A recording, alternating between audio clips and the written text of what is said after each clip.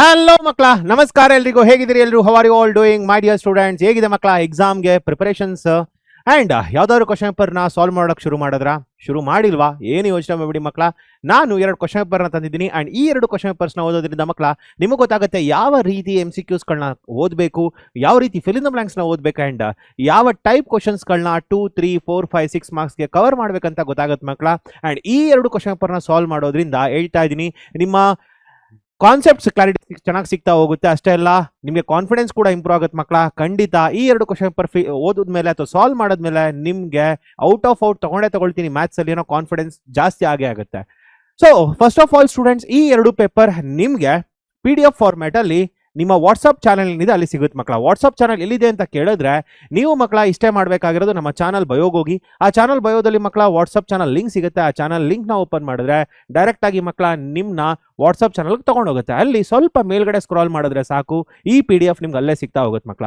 So ಇಲ್ಲಿ ನೋಡಿ, ಈ ರೀತಿ ಕ್ವಶನ್ ಪೇಪರ್ಸ್ಗಳನ್ನ ಪ್ರಿಪೇರ್ ಮಾಡಿದ್ದೀನಿ ಮಕ್ಕಳ. ನಿಮ್ಮೆಲ್ಲರಿಗೂ ಕೂಡ ಗೊತ್ತಿದೆ ಆಲ್ರೆಡಿ ಯಾವ ರೀತಿ ಪ್ಯಾಟರ್ನ್ ಇದೆ ಅಂತೇಳಿ.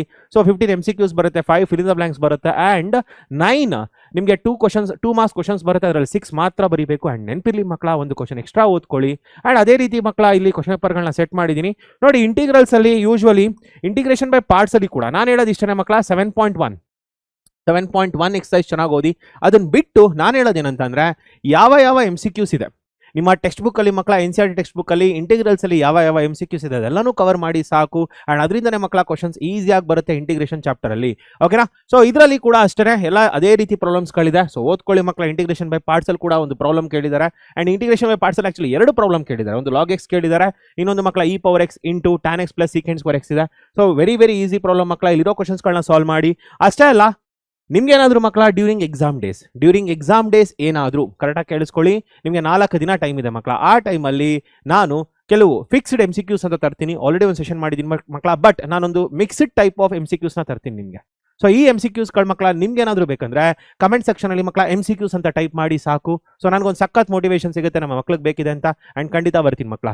ಸೊ ಜಾಸ್ತಿ ಏನು ಹೇಳೋದಕ್ಕಿಲ್ಲ, ಯಾಕಂದರೆ ಈ ಕ್ವಶನ್ ಪೇಪರ್ಸ್ಗಳನ್ನ ನಮ್ಮ ಓಂಕಾರ್ ಸರ್ ಅಥವಾ ಸಂತೋಷ್ ಸರ್ ಬಂದು ಸಾಲ್ವ್ ಮಾಡ್ತಾರೆ ಫ್ಯೂಚರ್ ಡೇಸಲ್ಲಿ. ಸೊ ಈ ಕ್ವಶನ್ ಪೇಪರ್ ಫಸ್ಟ್ ನೀವು ಟ್ರೈ ಮಾಡಿ ಮಕ್ಕಳ ಸಾಲ್ವ್ ಮಾಡೋದಕ್ಕೆ. ಸೊ ನಿಮ್ಮ ಕೈಲಿ ಏನಾದರೂ ಸಾಲ್ವ್ ಮಾಡೋಕೆ ಕಷ್ಟ ಆಯ್ತು ಅಂತಂದರೆ ಅದರ ಸೊಲ್ಯೂಷನ್ಸ್ ನಮ್ಮ ಫ್ಯಾಕಲ್ಟೀಸನ್ನೇ ಕೊಡ್ತಾರೆ. ಏನು ಯೋಚನೆ ಮಾಡೋ ಅವಶ್ಯಕತೆ ಇಲ್ಲ ಮಕ್ಕಳ. ನೋಡಿ, ಈ ರೀತಿ ಒಂದು ಕ್ವಶನ್ ಪೇಪರ್ ಇದೆ.